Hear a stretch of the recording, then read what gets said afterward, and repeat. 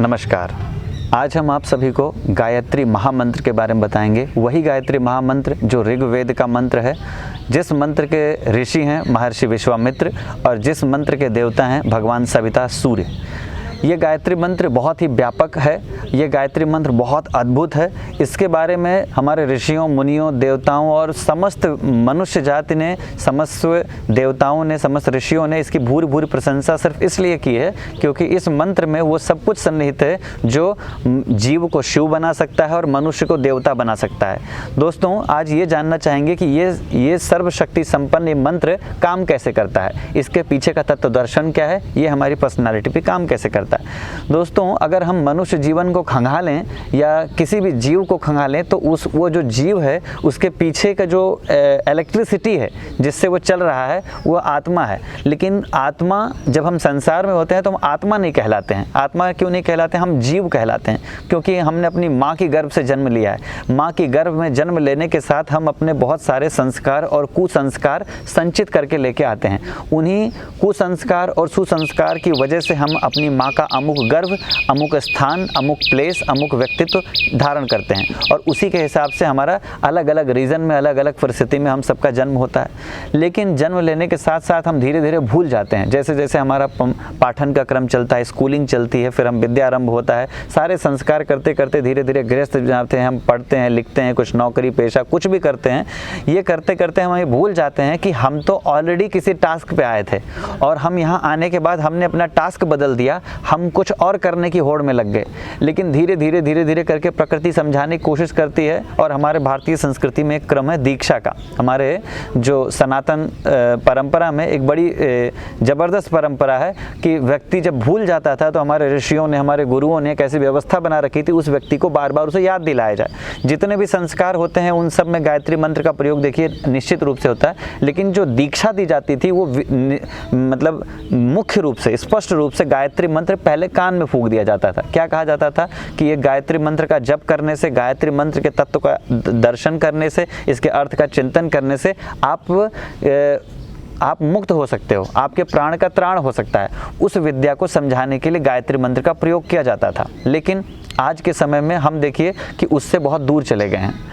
मित्रों, आज हम आपको बताएंगे कि वो गायत्री मंत्र काम कैसे करता है। तो अब आप गायत्री के संध विक्षेप पे चलते हैं। गायत्री दो शब्द से मिलकर बना है, गय प्लस त्राण। गय का मतलब होता है प्राण, त्राण मतलब होता है उसका मुक्त करना। तो प्राण को त्राण करने का जो मंत्र है वो है गायत्री मंत्र। तो प्राण का त्राण कैसे होगा? प्राण का त्राण ऐसे होगा कि अभी हमारा जो ये संस्कार है वो संस्कार दो रूप में है, एक सुसंस्कार के रूप में, कुसंस्कार के रूप में। कुसंस्कार हमारे कुकर्मों से, हमारे दुर्बुद्धि से, हमारे दुष्कर्मों से बना है। सुसंस्कार हमारे सच्चिंतन से, सद्बुद्धि से और सत्कर्म से मिलकर बना है। लेकिन ये संस्कार की जब बात होती है तो कुसंस्कार, सुसंस्कार दोनों ही माध्यम बनते हैं आपको संसार में, इस लोक में आने के लिए।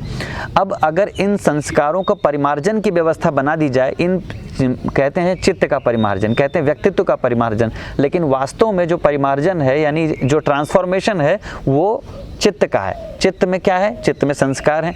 तो अगर हम संस्कारों को सीधा किसी मंत्र से, सीधा किसी टूल से, सीधा किसी टेक्निक से प्रभावित कर सकते हैं तो उनको परिमार्जित और विकसित करने की जो विद्या, जो एक विज्ञान हमारे ऋषियों ने प्रकट किया, उस विज्ञान का नाम गायत्री महामंत्र है। गायत्री मंत्र में आप देखिए कि है क्या।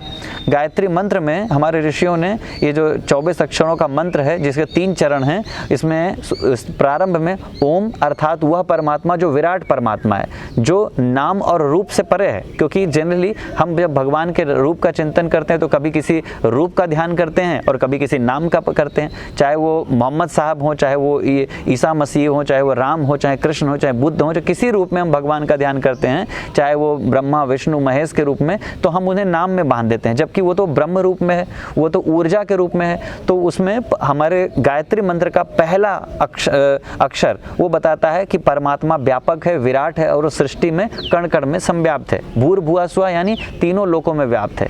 फिर बताया जाता है कि वह जो परमात्मा है वो तत् अर्थात वह न स्त्री है और वह न पुरुष है, वह स्त्री पुरुष से भी ऊपर है, वह ही शी ना होके वो उसे इट से गायत्री मंत्र 3 चरणों से बना है।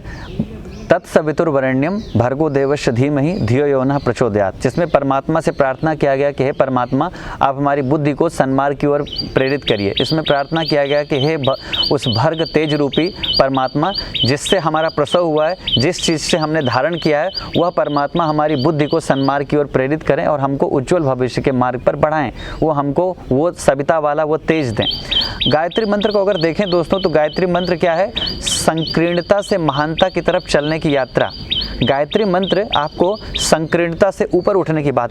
अब गायत्री मंत्र में कुछ चीज़ें विशेष रूप से ध्यान देने की ज़रूरत है जो उसके तत्व दर्शन से जुड़ी हुई हैं। गायत्री मंत्र हमारे भीतर के जो कहते हैं कि मनुष्य का जो जीवन है वो कैसे बना हुआ है, तो आप देखें कि मनुष्य का जीवन उसका प्रारंभ तो किसी एक सेल से हुआ है, लेकिन धीरे धीरे वो सेल से टिश्यू से धीरे धीरे बढ़ते बढ़ते एक पूरा मनुष्य का एक पूरा पिंड ले लिया और उसके अंदर मन भी है, फिर बुद्धि भी है, चित्त भी है, अहंकार भी है, जिसे हम अंतःकरण चतुष्टय करते हैं। तो इसका अंदर का जितने कलेवर हैं वो बहुत व्यापक हैं। ठीक वैसे जैसे प्याज होता है, एक छिलका उतारते जाइए, दूसरा छिलका उतारिए, तीसरा उतारिए, ऐसे अंदर की व्यापकता से जुड़े हुए हैं। तो गायत्री मंत्र हमारे अंदर की उस विराट तत्व के अंदर जो सबसे बड़ा फोर्स है वो फोर्स है संस्कारों के। उन संस्कारों को पूरी तरीके से रूपांतरित करने की प्रक्रिया करती है। जब आप गायत्री मंत्र करते हैं तो इस यूनिवर्स का जो वो डिवाइन लाइट है, जो डिवाइन प्रेजेंस है, जो ब्रह्म रूप चेतना है, उस चेतना से हम प्रार्थना करते हैं कि हे परमात्मा आप हमारी बुद्धि को सन्मार्ग की ओर प्रेरित करें। अब आप देखिए बुद्धि पहला टूल है, फिर उसके बाद हम दूसरा टूल है भाव।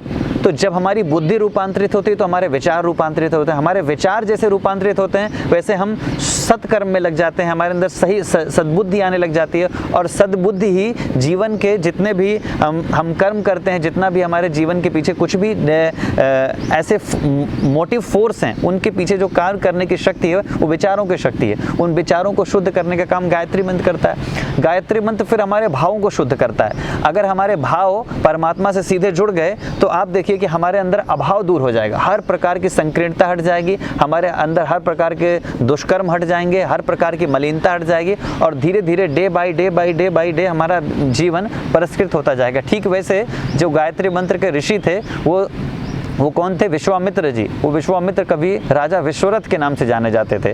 वो राजा विश्वरथ क्षत्रिय बल को बहुत बड़ा बल मानते थे और उस हिसाब से जीवन जीते थे। लेकिन जब उन्हें पता चला तो उन्होंने फिर उनके मुंह से सूत्र निकला, धिक बलम क्षत्रिय बलम ब्रह्म तेजो बलम बलम, कि ये क्षत्रिय बल ब्रह्म तेज के आगे सब कुछ बराबर। ब्रह्म तेज क्या?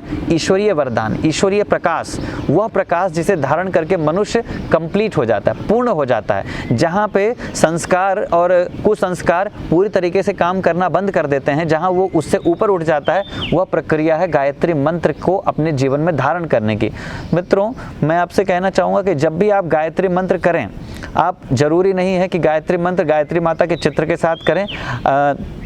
गायत्री मंत्र का एक जो नया स्वरूप प्रकट होकर आया है, आप भगवान गणेश की प्रतिमा, आप दुर्गा जी की प्रतिमा, आप मोहम्मद साहब की प्रतिमा, आप ईसा मसीह की प्रतिमा, अर्थात मैंने पहले कहा था कि गुण और रूप इससे ऊपर उठे, नाम रूप से ऊपर उठकर कि भगवान के किस रूप को लेके बैठे हैं, आप भगवान के किस नाम को लेके बैठे हैं, इससे ऊपर उठें। क्योंकि वो तो प्रकाश की किरणों के समान है, वो तो तरंग के भांति है, उसमें भेद नहीं किया जा सकते। जैसे एक ही सूर्य के प्रकाश से अलग अलग रंग प्रकट किए जा सकते हैं, ऐसे ब्रह्म की एक ही चेतना से अलग अलग नाम रूप प्रकट हुए हैं। तो आप नाम रूप कोई भी ले लीजिए, लेकिन मन में ये भाव रखें कि वह परमात्मा जो इस पूरे विश्व ब्रह्मांड में व्याप्त है, वो हमारे भावों को शुद्ध करे। उसने ये शरीर दिया है, इस शरीर को हम सही कार्य में लगाएं।